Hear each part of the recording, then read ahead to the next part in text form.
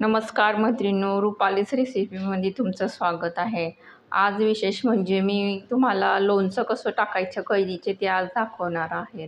तर मी 6 किलो कैऱ्या घेतलेल्या आहेत. स्वच्छ धुवून पुसून त्यांना सुड्याच्या साहाय्याने काप तयार करून घेतलेले आहेत. आणि मी 1 किलो शेंगदाणा तेल वापरलेलं आहे आणि ते मी पातेल्यामध्ये गरम करण्यासाठी सुद्धा ठेवलेलं आहे.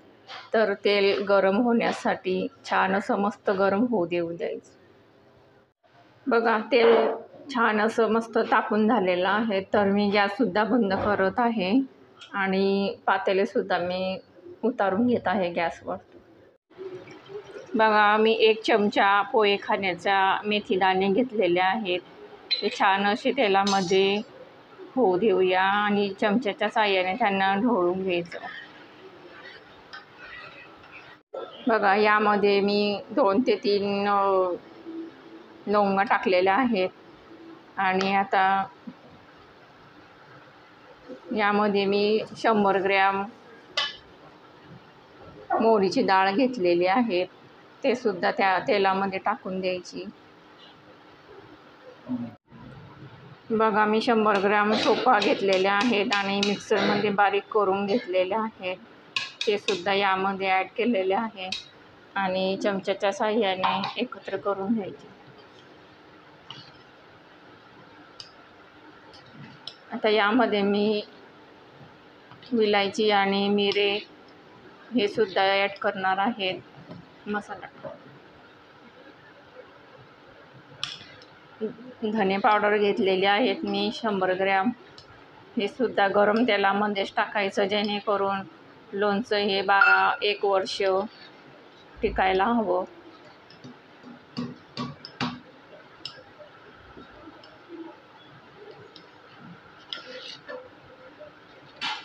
लोणचं म्हटलं म्हणजे अगदी तोंडाला पाणी सुटते.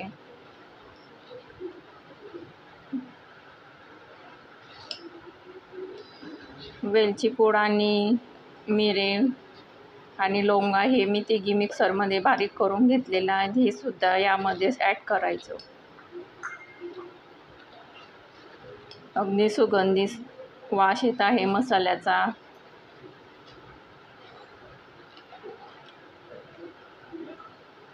तर यामध्ये मी 100 ग्रॅम लाल तिखट टाकलेलं आहे. सम्राटचे वापरलेलं आहे. तुम्ही तुमच्या आवडीनुसार कोणतेही तिखट टाकू शकता.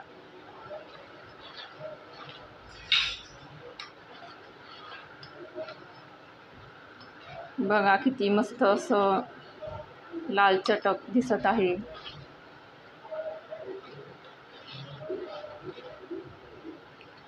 तसेच मी जावडी हळद ते सुद्धा मी 100 ग्रॅम टाकत आहे.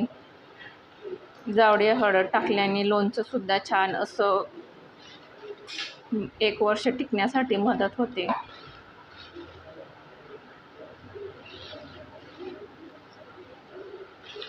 तर अशा पद्धतीने हे मी पूर्ण थंड होऊ देणार आहे.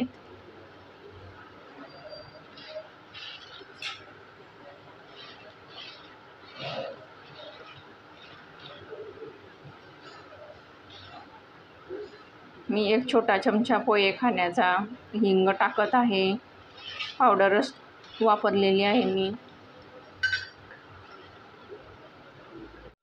बघा, मी 2 किलो गूळ घेतलेला आहे आणि त्याला मस्त असा खिसून घेतलेला आहे आणि त्यावरती मी 100 ग्रॅम मीठ टाकत आहे. मी 1 मोकळी अशी परात घेतलेली आहे.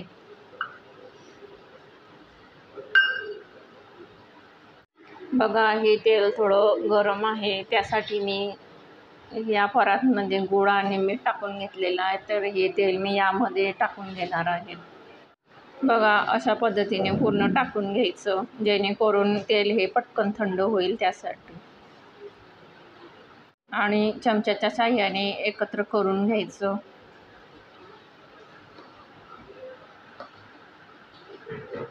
लोणचं हे खाण्यासाठी अशा पद्धतीने केलं तर फार असं टेस्टी लागते. बघा, मी पूर्ण तेल यामध्ये ॲड केलेलं आहे. तर बघा, किती छान असा मस्त कलरसुद्धा आलेला आहे. तर चमचेच्या साहाय्याने असं गूळ आणि मीठ हे पूर्ण एकत्र करून घ्यायचं, जेणेकरून तेल थंड होण्यासाठी पटकन मदत होते त्यासाठी. बघा मसालासुद्धा छान असा तेलामध्ये झालेला आहे. मसाला झाल्या तेलामध्ये तर लोणचंसुद्धा मस्त असं टेस्टी लागते आणि खराबसुद्धा होत नाही. तर मी अजून याला थंड होऊ देणार आहे. एक चमचा मी थोडंसं अर्धा चमचा मीठ टाकलेलं आहे आणि बरणीमध्ये टाकून घेणार आहे. बघा अशा पद्धतीने पूर्ण मसाला फोडीला लावल्यानंतर बरणीमध्ये ॲड करून घ्यायचा. तर मी पूर्ण कैऱ्याच्या फोडी मसाल्यामध्ये ॲड करून बरणीमध्ये भरून घेणार आहे. या पातेल्यामध्ये मी तेल आणि ते मसाला मिक्स केलेला होता, तर तेल हे सुद्धा यामध्ये राहिलेलं होतं. तर यामध्ये मी 1 चमचा मीठ टाकलेला आहे आणि परत ते पुसून घेतलेलं आहे, म्हणजे पातेल्याचं तेलसुद्धा निघून जाते आणि परातीचं सुद्धा तेल निघून जाते.